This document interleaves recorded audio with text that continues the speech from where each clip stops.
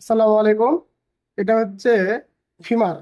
মানবদের সব থেকে বড় হাড় এবং সবচেয়ে শক্তিশালী একটা হাড় হচ্ছে ফিমার, যেটা আমাদের পায়ে থাকে। তো এখন আমরা ফিমারের পার্ট সম্পর্কে জানবো।